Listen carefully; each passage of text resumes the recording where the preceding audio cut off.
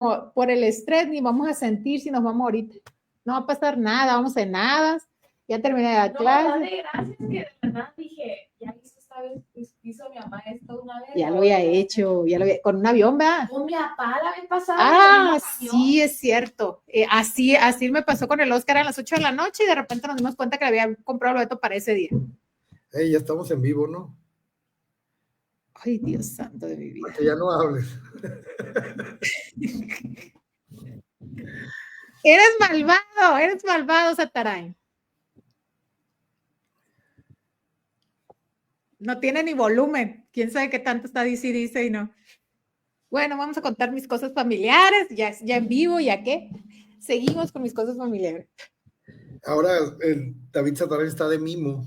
Sí, está de mimo. No se escucha. No se escucha nada. Te metiste sin micrófono.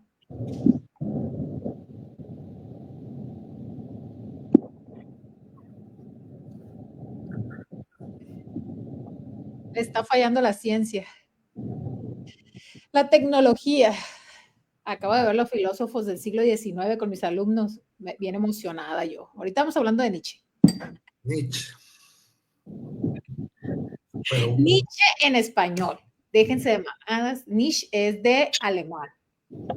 Nietzsche. Aquí es Nietzsche. Sigue sin poder hablar, David. Nada, David, no te oímos. Bueno, hablaremos de Nietzsche. ¿Qué opinas de Nietzsche y el super yo? El super yo, el under. Yo pienso que mucha gente no entiende realmente a Nietzsche, sobre todo por el aspecto del nihilismo, ¿no? La mayoría de las personas. Nietzsche es narcisista, no, sí. clasista, ¿no? Existencialista, pero negativista. La verdad sí es una fregonería, es muy tipo Platón, o sea, él habla de una selección natural de las capacidades y la formación del hombre, y diferencia el hombre mediocre y el hombre que quiere avanzar, que se quiere formar, que quiere ser transformador. Pues, pero eso está interesante. Ya. Ándale, ya. Mientras tanto, nosotros estamos haciendo lo que nos da la gana. Ya me agarraron aquí con el mitote familiar por tu culpa, por no tener micrófono. Y ahora. Yo avisando y todo, hablando como loco. No, que va 5, 4. Ya me estoy dando cuenta que está desconectado el micrófono. ¿Qué pasa? Y hablando, yo hable con ustedes dos y yo, pues ya sí. Cállense tú así, ¿no? Ok, después de 3 minutos, buenas tardes, buenos días, buenas noches, esto es Rudeza Innecesaria. Después de haber escuchado las conversaciones privadas de la doctora, una disculpa, que ha estado ocupada la doctora todos estos días, le ha pegado durísimo a los 16 días de activismo. 16 días de podcast ha aventado la doctora diario. Anda como robot ahorita. Ya, la verdad, sí. Ya me cansé, dije yo, ¿cómo me metí en esto? ¿Cuándo termina, doctora? Hasta el 11 de diciembre, todos los días, y la semana que entra tenemos 2 conferencias diarias. Al otro año me dio mucho gusto porque muchas compañeras, amigas, aliadas se sumaron, y la verdad han sido de una calidad extraordinaria cada conferencia, cada tema que han desarrollado, y ha estado súper variado los temas. Yo me he quedado muy buen sabor de boca, buenas aliadas, las latinoamericanas, las mexicanas. La verdad, nunca había explotado mi capital amistístico. La red de amigos, de amigas. Esta red de amigas feministas nunca las había explotado, y ahora que las estoy explotando, estoy pensando en explotarlos más. Ya formé un diplomado en formación feminista. Me lo voy a aventar el año que entra. Ok. La doctora anda on fire. Está bien, doctor. Yo hice una vez un diplomado en políticas públicas y de género, que lo organizaba Flaxo Internacional en aquel entonces. Sí. De 25 hombres que entramos, más yo terminé. Los pelaron a todos, salieron corriendo. Se fueron yendo cada fin de semana. Son Eran bien menos. agresivas. Y si fue como en los 2000, como del 2010 al 2020, éramos súper agresivas. O sea, yo me acuerdo de ese pasado borrascoso. Digo yo, bueno, nosotras también, como traemos tantas violencias, nos volvimos así como que muy agresivas, como muy marcando territorio. Había esa necesidad también, ¿no? Había esa necesidad de la presencia de las mujeres con un estilo. Yo lo que no entendía era que si querían educarnos, no es que quisieran educarnos, pues en vez de atraernos los espantaban, pues se iban. Digo, nomás yo terminé. Y bueno, ahí había unos de valientes los que se quedaban, la verdad, a desprenderse de toda la ira patriarcal que teníamos las mujeres. La neta, ¿eh?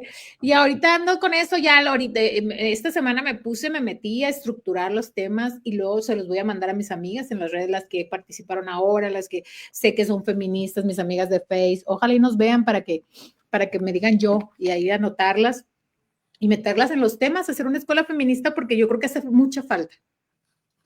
De toda la política, hace mucha falta. Las mujeres ahora están demasiado patriarcales.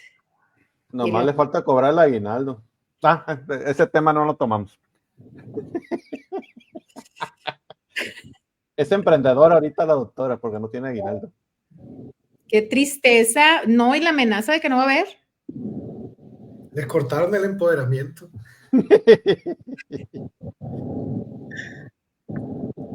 Esperemos que sí haya. Esperemos que sí haya. Nos vamos con el primer tema.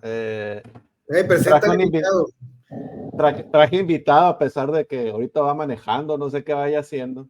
Otro vago. Es de las personas que yo verdaderamente estimo y sé que le conoce a la perfección la cuestión del agua, que fue director de Conagua en el periodo de 2000, periodo de Peña Nieto, ya para poner las fechas, antes de que llegara la 4T. Del organismo de Cuenca Pacífico Norte y exsecretario de la Unidad de Recursos Hidráulicos del Senado de la República. Le conoce al agua, pues, la cuestión del agua. Y con la se baña y la toma. Se baña y la toma. Y la nueva aprobación de la nueva ley, pues que hay muchos vacíos, hay mucha grilla, hay mucho direte, ahora hay un cartel del agua, había carteles en el agua, de carteles del agua, y que lo están quitando, pues, y que pues prácticamente si tú tienes un pozo, supuestamente si tú tienes un pozo, pues ya no es tuyo, pues ya no hay concesiones para el uso de Noria. Es lo que ha circulado en redes. Así que, pues, doctor, pues explícanos cómo está la cuestión del agua. Pues, antes que nada, David, te quiero agradecer la invitación a ti, a Carlos. Un saludo también a la doctora Elizabeth. Pues, me ha tocado escucharlo a los tres en los distintos podcasts. Pues la verdad que el tema del agua es un tema fundamental. Es un tema muy sensible, es un tema de importancia, de altísima importancia. Por supuesto, para la sociedad en general. Pero, por ejemplo, en el caso de Sinaloa, adquiere una dimensión económica bastante sustantiva. Hablar de Sinaloa es hablar de agricultura y hablar de agricultura es hablar de agua. En este sentido, pues cualquier modificación a la norma en relación al tema hídrico, pues tiene un impacto sustantivo en el país y fundamentalmente y de manera muy importante en el estado de Sinaloa. Y vale la pena mencionar que este asunto de la nueva ley de de agua y la modificación a la ley de aguas nacionales, que van en la misma reforma, esos dos asuntos, pues parte de que hubo una modificación constitucional hace algunos años, donde hizo del agua pues un derecho humano, en concordancia con los acuerdos internacionales que tiene México. Pues elevó a rango constitucional el derecho al agua en el artículo 4 constitucional. Entonces era una asignatura pendiente el tema de la reforma a la norma del agua. Sin embargo, pues en este sentido, la reforma que pues prácticamente hoy será aprobada, porque pues, parece ser que en el Senado también va a fast track, pues creo que desde mi punto de vista no fue suficientemente discutida. No se realizaron los foros como lo indica la norma constitucional, que se tienen que realizar foros para consultar a los distintos sectores involucrados en este tópico en particular, como es el del agua. Y bueno, si bien hay aspectos positivos de la ley que tienen que ver pues con un mayor control sobre el recurso, sobre cierta rectoría que de alguna manera el gobierno había ido perdiendo, pero también la ley, por ejemplo, en el artículo 22, contempla pues que prácticamente la parte de concesiones no van a ser sujetas de transmisión o transferibles. Entonces eso pone en riesgo pues prácticamente el modelo agrícola. Recordemos que el binomio tierra-agua, que viene pues desde la época de Lázaro Cárdenas, pues era lo que prácticamente le da valor a la actividad, sentido a la actividad, porque tú no puedes tener tierra a la mejor, la pudieras rentar, tú no pudieras tener dinero para sembrar, pero pues recurres a un crédito, ya lo decía alguien por ahí, pero un asunto que es indispensable, que es el insumo más fundamental para el tema agrícola, es el agua. Entonces, si tú le quitas, por ejemplo, a un ejidatario, pues la posibilidad de heredar, por ejemplo, su concesión a un hijo o a un familiar que herede ese predio agrícola, o que simplemente quiera venderlo, pues no tiene ningún valor si tú transfieres, heredas o vendes a alguien, pues un predio que no va a tener acceso al agua, pues no tiene sentido. Entonces, yo creo que es un tema preocupante que le impacta directamente al tema agrícola y que, pues en el caso de Sinaloa, pues es un tema fundamental. Creo que a veces las leyes en el papel suenan bien, pero la realidad, la práctica, ya la implementación, ahí está el kit del asunto, ¿no? Entonces, creo que nuestros legisladores,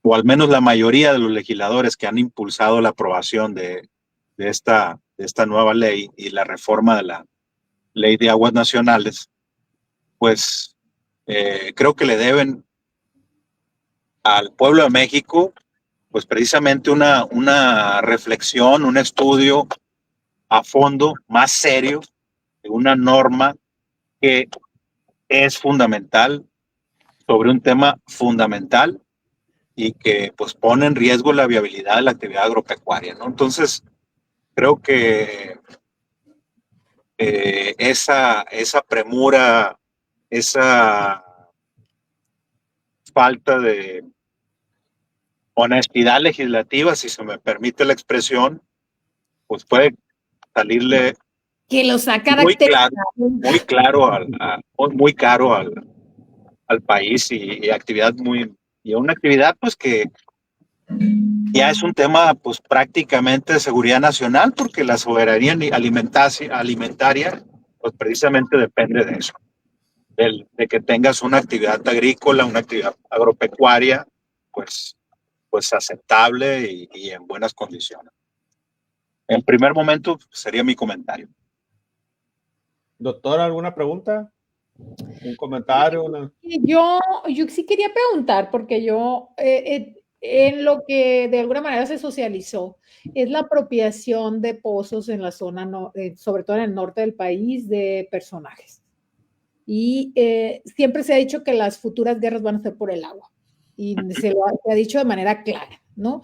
A nosotros el efecto invernadero, las situaciones de cambio climático nos han partido. Al país, México ha sido de los países que más afectaciones tiene con esta situación del cambio climático, y que se ve, ¿no? Desde la ciencia se han hecho análisis de las tierras, de lo que va a pasar, que va a tener un impacto inmediato en las cuestiones del agua y todo esto.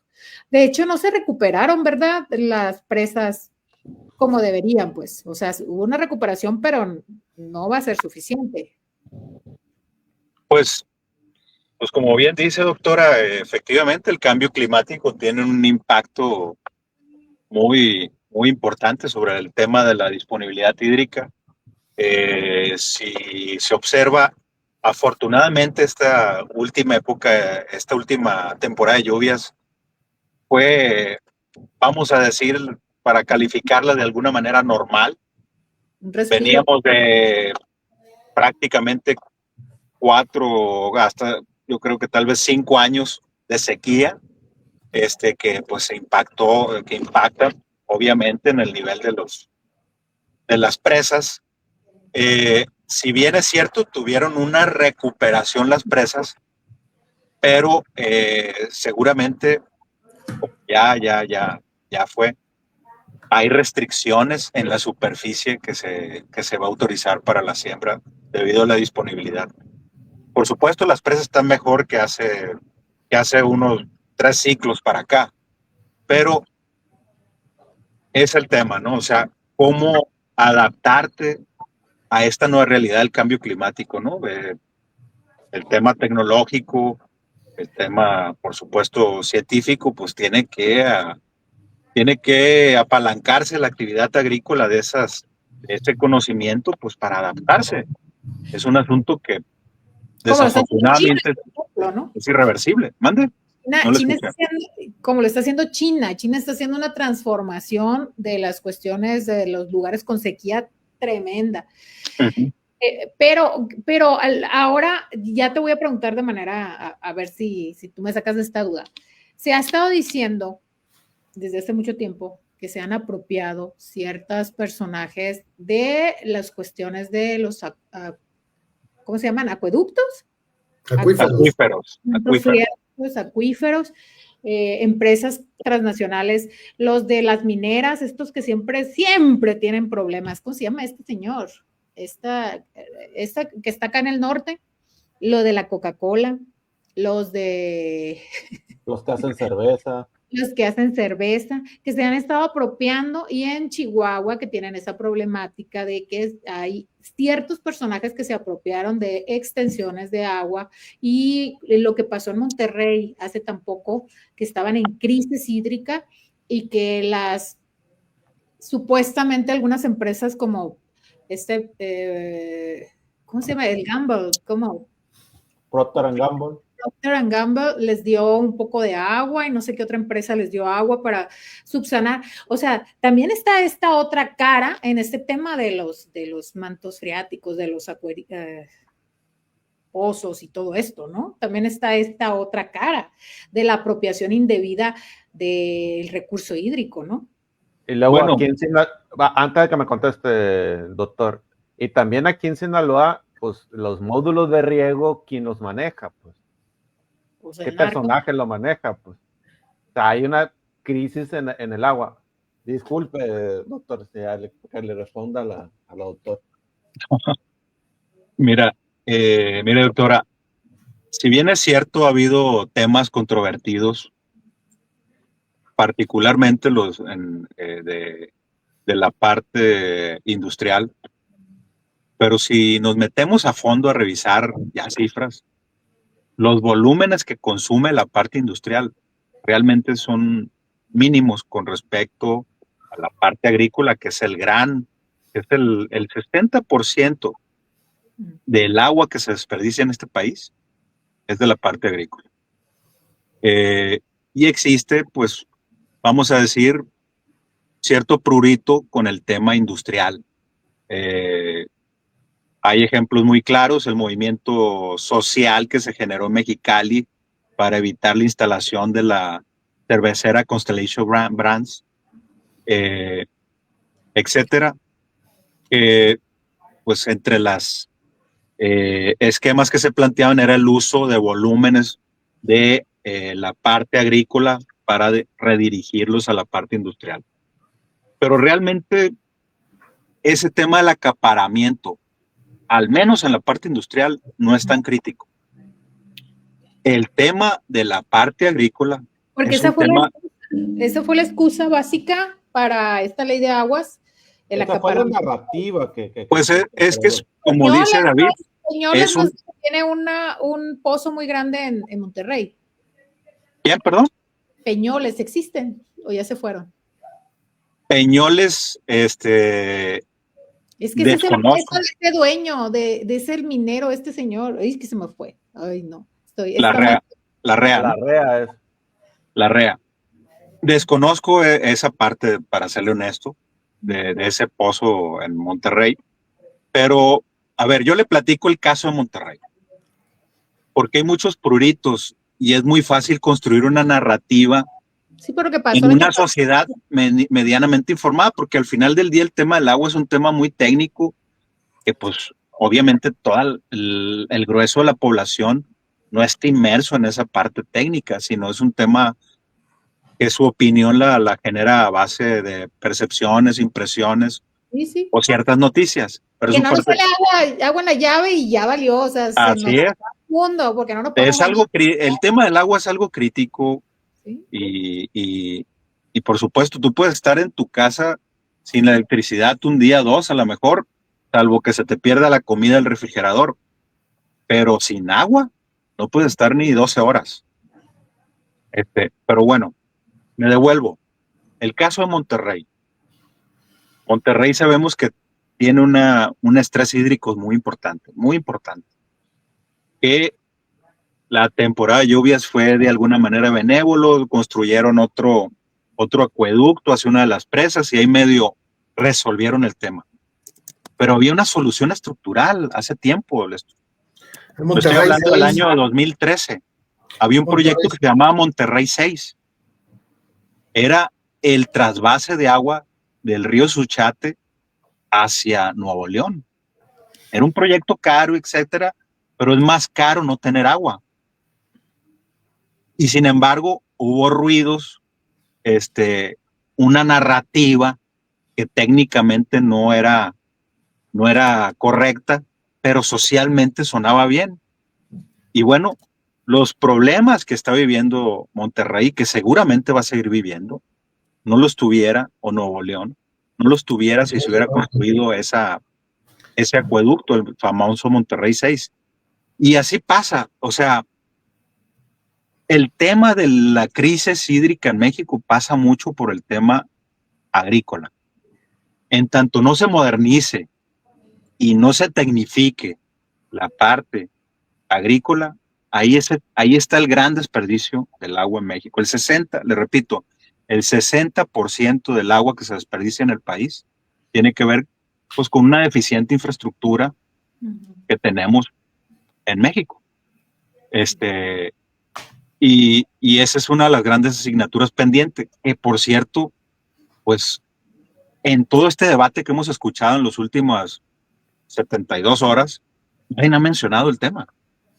Nadie ha dicho, oye, tenemos un problema hídrico, un tema de disponibilidad, pero no hemos escuchado a ninguna autoridad hablar de tenemos que ir a la modernización, pero en serio, no nomás de letra muerta, en serio. Un programa que nos permita modernizar la infraestructura para que no haya tanto desperdicio.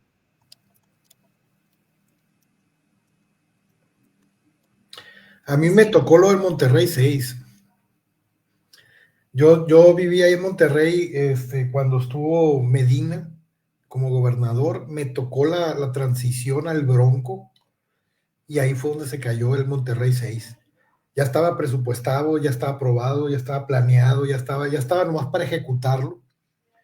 Era una obra multimillonaria, porque sí iba a ser mucho, gran gasto, pero como dice el doctor, sale más caro no tener agua que construir para tener.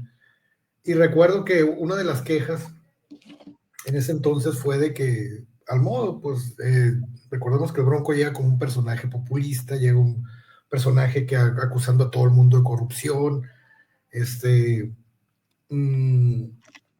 atravesaron lo que había presupuestado, los planes, todo eso, decidieron no construirlo, decidieron no invertirle en eso. ¿Por qué? Porque era un proyecto que traían de anteriores y él no quiso, como era un partido, era otro partido, otra administración, lo típico que pasa cuando hay buenos programas transeccionales, llega el otro sexenio y no lo quiere porque era el anterior, que es un ego estúpido para mí, en lo personal, ¿no? Sin haberlo valorado o evaluado. Y hoy vemos los problemas que Monterrey tiene porque no se invirtió en ello. Con las nuevas reformas surgen un montón de dudas porque se está aprobando solamente en lo general. Habrá que ver cómo lo hacen en lo particular, ¿no?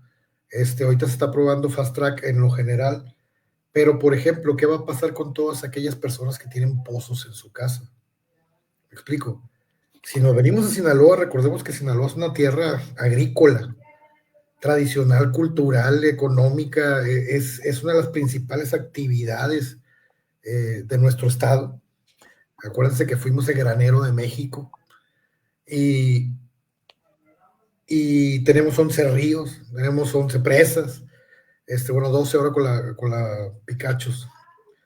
¿Y qué va a pasar con lo que la gente aquí, con nuestra cultura sinaloense?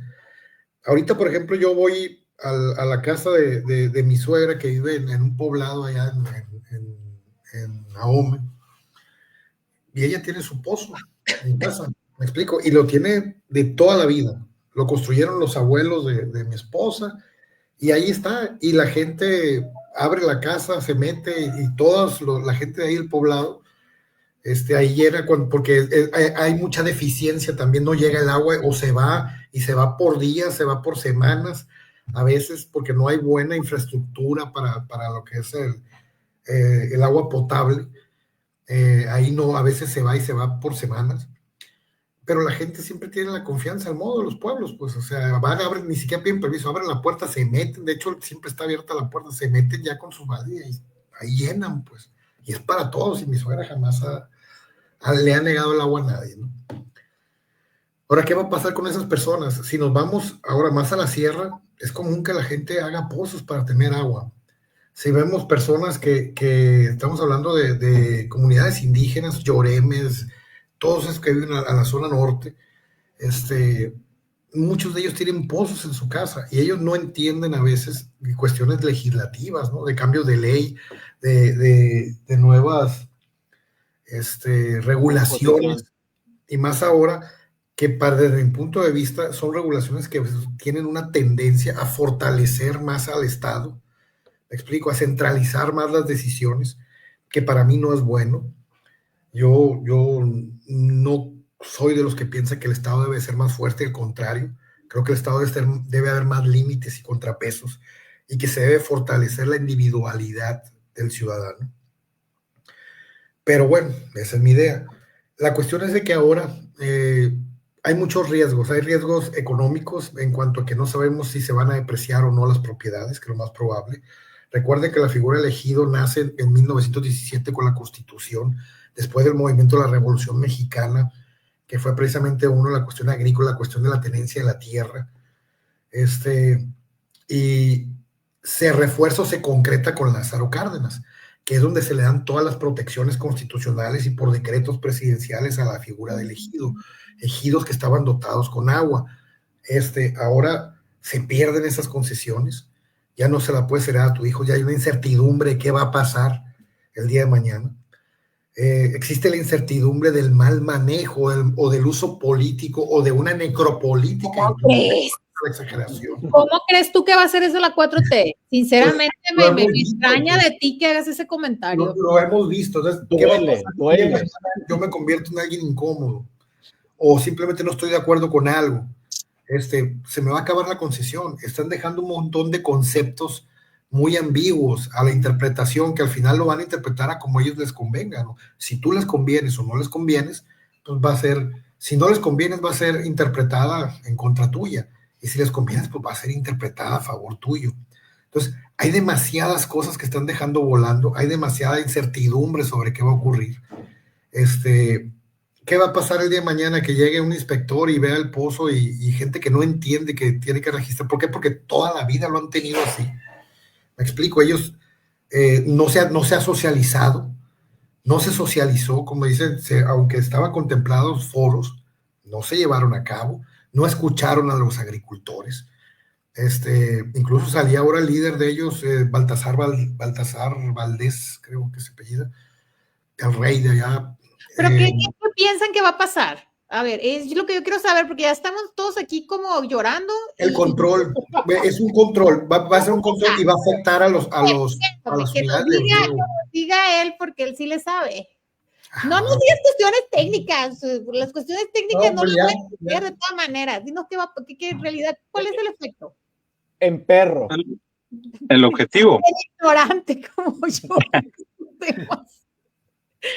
El objetivo es el control, ¿no? El objetivo es el control del agua, pero no un control como una visión adecuada del Estado, si pudiéramos decirlo de esa manera, ¿no? No como una regulación, sino como un tema de control político del Estado, no como una administración correcta de un recurso estratégico del Estado. Pregunta técnica. Una pregunta técnica, compadre. ¿Desaparecen o no desaparecen los módulos de riego? Hoy me preguntaban eso. Me han preguntado 3 veces lo mismo hoy, compadre. Mi opinión es que si los módulos de riego se organizan, pudieran sobrevivir. Esa es mi opinión. Pero sí va como paulatino a desmontarse.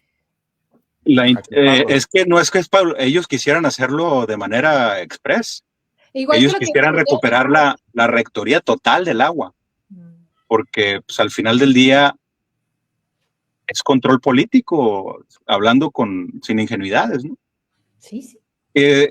Y esa es la perversidad que hay en esto. O sea, una cosa es que tú como Estado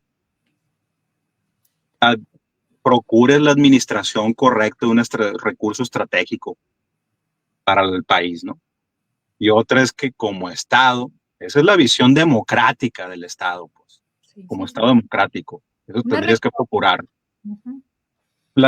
Una rectoría correcta y que le des que la sociedad participe de esa rectoría y los actores involucrados en los procesos vinculados al agua. Pero un Estado autoritario busca a través del control político de a través de la rectoría de este recurso, el control político. Eso es un Estado autoritario. Y pues por lo que vemos, a ver, si no hubo foros, si no se escuchó, si no hubo el tiempo adecuado de discusión, análisis de una legislación tan importante, pues yo creo que no es una actitud democrática, ¿no? Digo, y yo lo digo esto desprovisto de cualquier preferencia ideológica que pudiera yo tener. O sea, creo que soy objetivo cuando digo esto. Sí. En cualquier país democrático que tenga un proceso legislativo normal, por decirlo de alguna manera, una cosa tan importante como el agua. O sea, es que decimos, no, es que va a haber guerras por el agua, pero lo vemos al final del día en el fondo como un tema lejano. Sí, porque yo me levanto en la mañana, me lavo los dientes, abro la llave, sale agua, me meto a bañar, sale agua.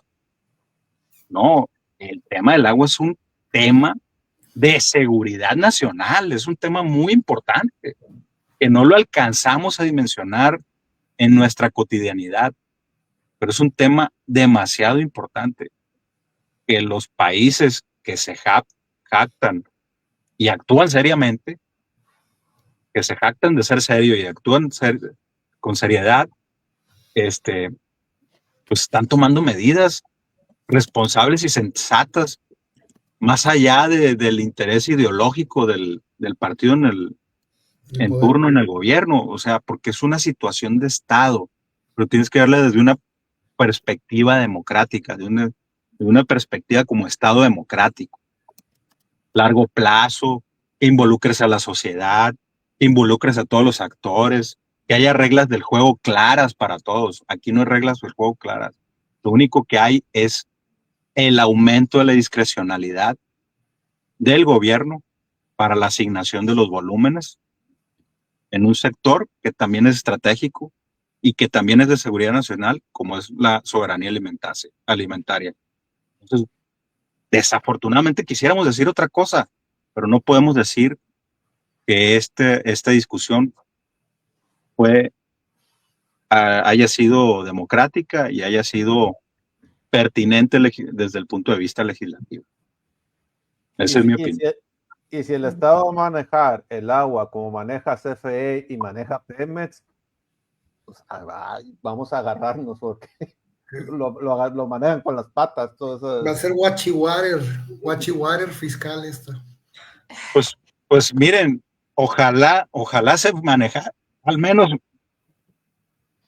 como CFE, que de alguna manera tiene al menos la denominación junto con Pemex como empresas productivas del Estado.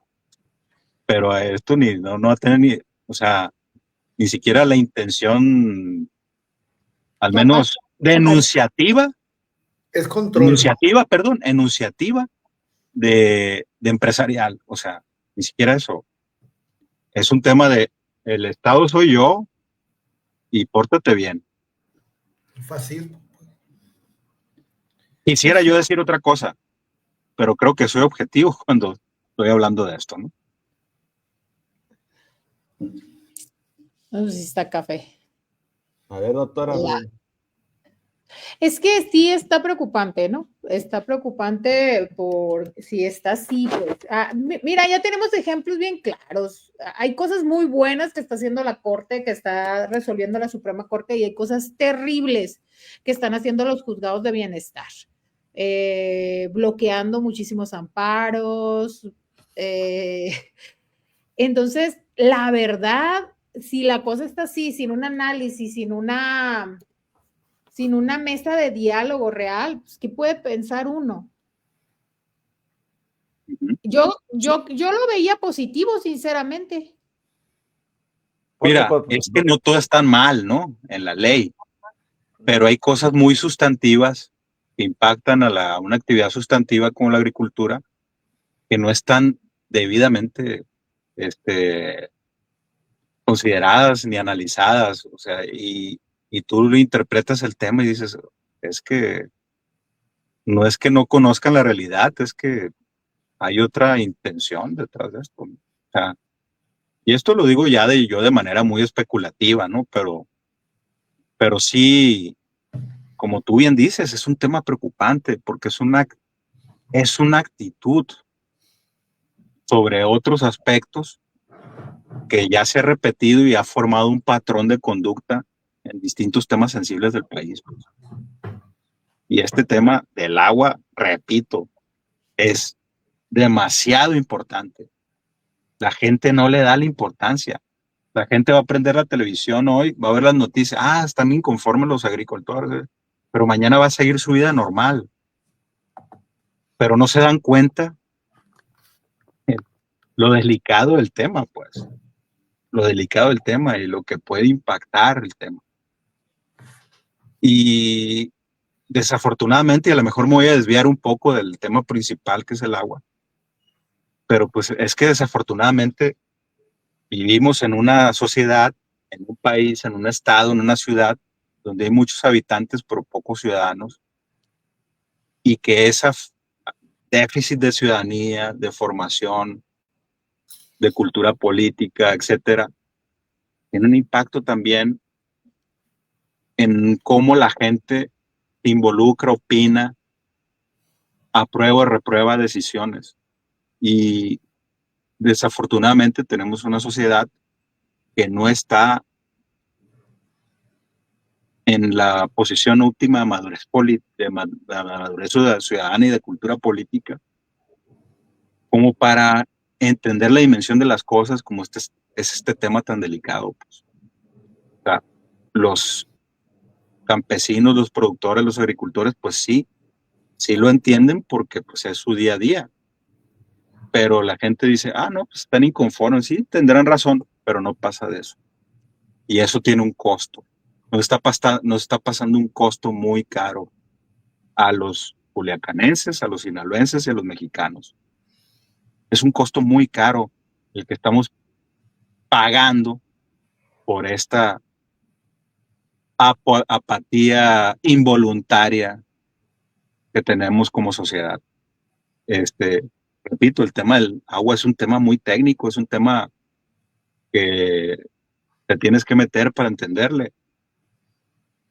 Y, por ejemplo, y la gente pues no está obligado a saberlo todo ni a conocer de todo, pero sí es una irresponsabilidad, y lo voy a decir aquí, y una deshonestidad legislativa la que estamos viviendo los mexicanos en este momento, producto precisamente de esa apatía y falta de formación que tenemos como sociedad, donde hay un déficit de ciudadanía. Y es un tema muy lamentable, muy lamentable, que la estamos y la vamos a padecer, pero sobre todo la van a padecer las futuras generaciones. Y es que este es un tema que debe trascender a los partidos políticos, no es un tema de Morena, no es un tema del PAN, no es un tema de MC. Es un tema de que como sociedad no hemos estado a la altura de decir esto está bien, esto está mal, te doy incentivos positivos para lo que está bien, te voy a dar tus incentivos negativos para lo que haces mal. Y hoy estamos viviendo esa realidad. Me desvió un poco el tema, pero sí quería hacer esa reflexión. ¿Alguien quiere terminar el tema o le cambiamos o nos pasamos a otro tema? Porque los dejó bien callados, mi compadre. Es un tema que es complicado. Yo siento que no ha habido, no hay manejo, o sea, nada más los que están renegando, los de Chihuahua, con las amenazas directas. Y entonces es así como, ¿qué ondas? ¿Qué es esto? Pues, ¿qué está pasando? No lo tenemos muy claro. Yo siento que no lo tenemos muy claro el impacto que va a tener. Hasta que ya veamos las cosas como sucedan, ahí es donde vamos a reaccionar algunos. Yo lo que adoro fue la campaña que hicieron al principio del famoso cartel del agua, que fulano político tiene 100 concesiones, que tal político trae 100, no tantas concesiones. Y se fueron con ese tema, pues, de que que había un cartel, pues, y que le vendían el agua a empresas y que generaban mucha lana, o sea, y cuando en realidad, o sea, el agua también lo utiliza una persona que tenga concesiones y una persona que tenga una parcelita, pues, pero todo se enfocó a los grandes, acaparadores del agua, pues. Y es cuando vi que cuando no me gustó les detecté esa mentirilla que es muy común que utilice la 4T, pues, de que esa división entre pobres y ricos otra vez, pues, ahí sí me gustaría comentar algo, compadre. También aclarar un tema. Por supuesto que hay temas que no están bien en el sector hídrico en México. Por supuesto que hay excesos. Por supuesto que hay cosas que no deberían no de están ser bien, así, pues. que no están bien, por supuesto. Pero, pues para eso tienes una dependencia, para eso tienes los instrumentos del gobierno, y, y es un tema, pues también de voluntad política, hacer las cosas. No tienes que necesariamente construir una nueva ley para aplicar la actual, que también pues tiene las consideraciones para evitar ese tipo de excesos. Pero bueno, pues como bien se dice, hay una habilidad muy importante que no tengo empacho en reconocer de la construcción de la narrativa, que tiene que ver mucho con el estudio. No lo puedo mostrar, pero no tengo duda de ello, de que está muy estudiada la idiosincrasia de nuestra sociedad y cómo construir una narrativa alrededor de esa idiosincrasia de la sociedad que pegue, y pega bien y pega duro. Entonces, sí, señalar eso, ¿no? O sea, hay cosas que por supuesto tienen que ver con excesos, tienen que ver con situaciones que no deberían de estar en el sector hídrico del país, y ahí están, pero para ello no ocupas una nueva ley.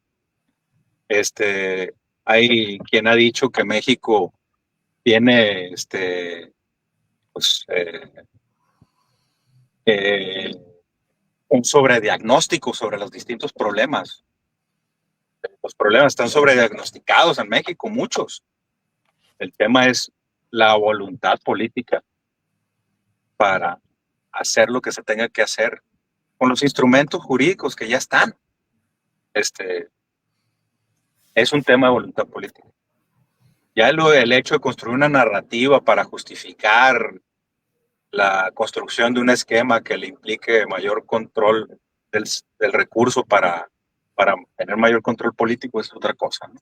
No es necesariamente la búsqueda real de la solución del tema, sino es la construcción de una narrativa. Carlos. Pues como les dije, ¿no? O sea, sí, obviamente hay problemas, siempre los ha habido. Hay corrupción, siempre la ha habido.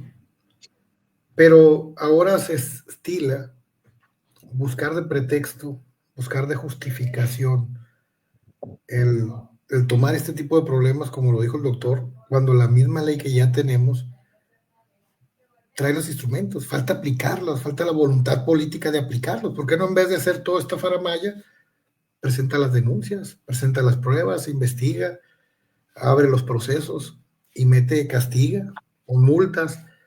Pero no, ¿por qué? Porque no se trata realmente del bienestar. Nos dan algunas cosas buenas que sí hacían falta, que se ha dicho desde mucho tiempo, pero nos dan el dulce envenenado, pues dulce muy rico, bueno, que se ve apetitoso, pero está envenenado, trae ciertos toques ahí que vienen a fortalecer más el control del Estado sobre los derechos ciudadanos, sobre el derecho que ya se tenía, donde tú puedes hacer uso del agua como acceso, precisamente como un derecho humano. Ahora viene y se empiezan a reconceptualizar todo este tipo de lo que es o significa, o viene a interpretarse nuevamente el acceso al agua como derecho humano.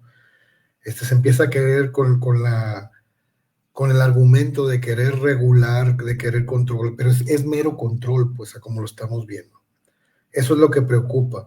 Ver que dejen temas tan ambiguos, conceptos tan ambiguos, ver que ahora lo que antes era controlado por ciudadanos, ahora de repente va a pasar como en el CONACYT, ¿no? Que antes eran maestros y ahora hasta militares hay, ¿no? Ahora son, de cada institución del gobierno hay una persona ahí que ya son los que votan por instrucción, obviamente, y los que realmente sabían en ese entonces, pues ya no lo hacen. Ahora va a ser igual en el agua. Probablemente van a abrir consejos nuevos, que es como está en la generalidad de la ley. Como les digo, hay que esperar, hasta ahorita está muy abstracta porque está aprobada en lo general. Hay que ver cómo lo especifican.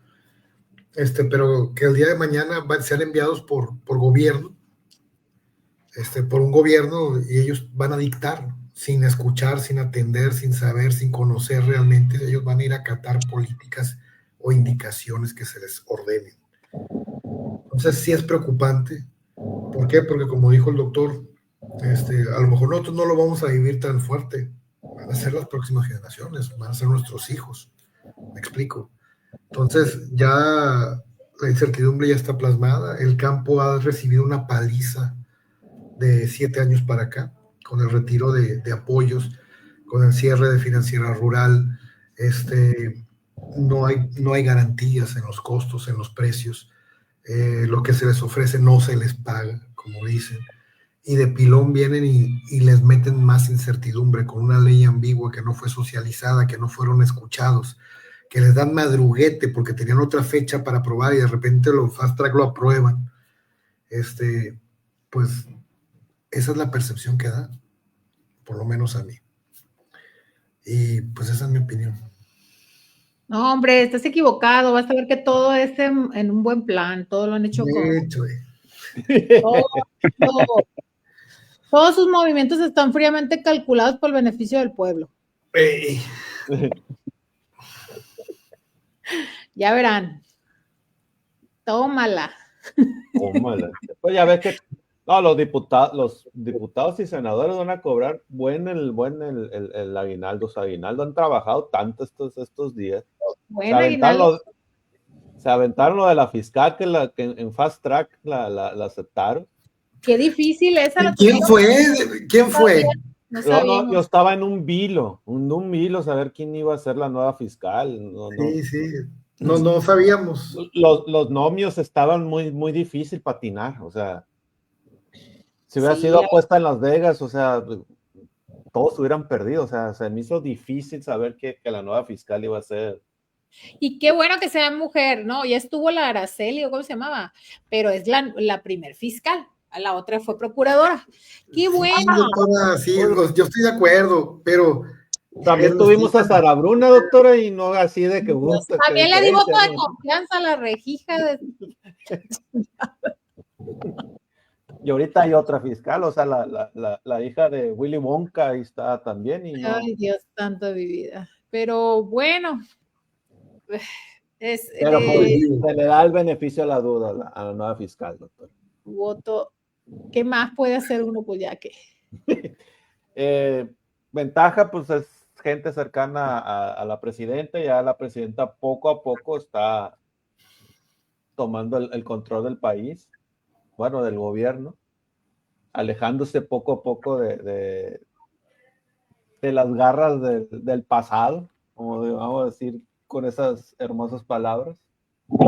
Y mira, yo por ese lado la veo bien, de que se empodere la presidenta, porque ya le toca a ella, ¿no? De que vaya cortando los lazos, que no son lazos, son como cables de acero, esos del sexenio pasado, y yo creo que ya le toca empoderarse. Sin embargo, recordemos que por lo menos en la figura de la fiscalía, se supone que debe de garantizarse una autonomía, ¿no? Entonces, Ernestina Godoy ya fue fiscal cuando Claudia fue, la presidenta Claudia ya fue jefa de gobierno. Que inclusive la ley decía de que no podía ser fiscal porque era líder de Morena de diputados locales en el DF. Pero a mí no me vengas con eso de que la ley es la ley. Pero mágicamente Morena ya ve que cambia las reglas como, y ya se hizo fiscal, pues. Sí. Pero esa es la situación, pues. Qué bueno que fue mujer, pero hubiera sido otra mujer. Y muy negativistas, son muy nichelianos, ni listas, o sea. No, ahí le va. Lo que le iba a comentar cuando nos interrumpieron. Mucha gente interpreta mal a Nietzsche con el nihilismo, de que no se cree en nada. No. Nietzsche sí creía en una sola cosa, en el ser humano. En el superhombre, que le llamó en ese entonces, ¿no? No por la cuestión de género y eso, así lo llamó él en ese momento, que sí, pues era lo que se usaba en ese entonces, pero él creía en el ser humano, y creía en la capacidad del ser humano de poder llevar una moralidad, de poder llevar las instituciones, de poder trabajar para convivir, para coexistir, para el desarrollo del mismo ser humano, más allá de las ideologías, de los partidos, de las fe religiosas. Y esa es la diferencia. El nihilismo de Nietzsche no es que no creyera en nada. Él creía en el ser humano. Ese comentario nomás quería hacer. Okay. Y para que vea, doctora, que no critique, que siempre critico a Morena y que no sé qué, le voy a dar algo que ha hecho bien Morena. Lo del salario mínimo. Ok. A mí me vale, hombre. No tiene remedio, Morena. Yo les aplaudo lo bueno, lo del salario mínimo es bueno. Sí, muy bueno. El único detalle, y me sale lo economista, doctora, es que yo estoy, siempre y cuando haya crecimiento en el país y se refleje una alza en el salario. Pero pues no hemos crecido todo el sexenio pasado, ni doctora. No se justifica la subida. Pero los ricos sí han crecido, que va a afectar a los pequeños, sí los va a afectar, pero los grandes empresarios están muy absolutamente enriquecidos. No, y adoro cómo adoran las noticias, pues porque salieron de que se va a aprobar ya las 40 horas. 40 horas de forma esporádica se van a ir reduciendo. Pero hasta el 2030. No es esporádica, es paulatina. Esporádica es que se te espore, que se te vaya. Va a ser paulatino, con calma, no te aceleres, no quieren que te aceleres. No, es 2 años, 2 horas por año. Están bien preocupados porque de repente uno se acelera, pues. Entonces sí, eso no es bueno. Y salen con la justificación, adoro las justificaciones de que la gente trabajadora esté más tiempo con sus familias. Pues más sueldo les deben de dar, pues, o sea, ¿de qué sirve estar ahí con tu familia? ¿A qué te quieren ahí sin billetes? O sea, ahí estorba uno. Sí, están regañando ahí nomás. Sí. No, sin billetes, ¿para qué les dan más horas? Más lo van a regañar y más pleito, va a haber más violencia intrafamiliar, es lo que van a fomentar. Ustedes no comprenden. No comprenden. Va a haber más hombres golpeados, doctora. No entienden los cambios, las necesidades de cambios y el enfoque social del cambio. ¿No? Sí, hay gente que busca más horas de trabajo para no estar en casa. Ahora le van a cortar el pretexto. No, y luego se inventan trabajos. Sí. No, eso es donde lloran está el muerto, donde lloran está el muerto. Es homicidio, va a ser homicidio eso. Ay. No llegamos a tanto. Aunque quisiésemos, no pudiésemos. Ok, ya como salida, doctor, compadre, voy a decirle compadre porque pues uno es muy igualado. Eres un igualado. Pues agradecerle, compadre, de que nos haya ilustrado la cuestión del agua. Nos aventamos 1 hora hablando de pura agua. Hasta me dio sed. Literal. Una noticia, cambiar los boletos. Muy bien, pues muchas gracias, compadre, muchas gracias, Carlos, muchas gracias, doctor, un gusto. Y pues espero no sea la última de invitación y ya saben, como siempre, con todo el aprecio y el cariño que se les tiene. Y ve al frente, compadre, no vaya a chocar. Me orillé, compadre, me orillé para esta intervención. ¿Qué malo tienes de que nos manejando esta hora? Qué bárbaro. Ya ves, voy llegando aquí a una cena. La fregada, eres de los que no aprenden. No aprende, nunca he aprendido, mi compadre, nunca he aprendido. Bueno, ya que. Y bendito doctora, Dios que te cuide. ¿Doctora va a seguir en sus pláticas? Sí, tenemos esta semana, hasta el sábado tenemos evento y luego tenemos evento toda la semana que entra y 3 días con doble jornada, 2 conferencias diarias. ¿Va va a poder grabar el siguiente jueves, doctora. Sí, las conferencias ok. son de 3 a 7, más o menos, de 3 a 7, 7 y media de la noche, de 6 a 7 y media de la noche, hora de ustedes allá de Pacífico, de 7 a 8 acá, hora nacional, hora de Ciudad de México. Ok. Sí, sin problema. Porque Ya ya vamos a- sería, pues ya sería el último, el último podcast nos vamos. el último nos vamos y Va a ser el navideño. Todos con como si nuestros como si Starbucks. nos pagaran ahí en la UAS, vamos de vacaciones, o sea. No. Así como nos van a pagar re bien. Sí, ya ve que, no, yo creo que la UAS va a estar con, que la gente ahorre, hasta marzo va a poder adquirir sus, El aguinaldo. la van a hacer como en Venezuela, ya ves que en Venezuela celebran la Navidad como en noviembre o en octubre, pues en la UAS lo pueden celebrar en marzo. No nos han dado la prima vacacional de julio. Esta va a ser Navidad guaseña, se celebra Guaseña. en marzo. En Ay, marzo. qué terrible. Qué terrible. Qué triste nuestro caso. Carlos, una noticia, algo que puedas. No, Tus Nada redes más. nada más. que tengan bonito fin de Pues, semana. me quedo siendo bien Cuídense mucho. cansada, la verdad. Sí, doctora. ¿Qué va a cenar? José Antonio, ¿qué va a cenar? Quintero. Ahorita voy a ver aquí, voy llegando. Tacos, son Voy a tacos. ver. ¿O qué? Traigo antojo de Yo, tacos. lo más probable. Unos Aquí tacos de carne asada.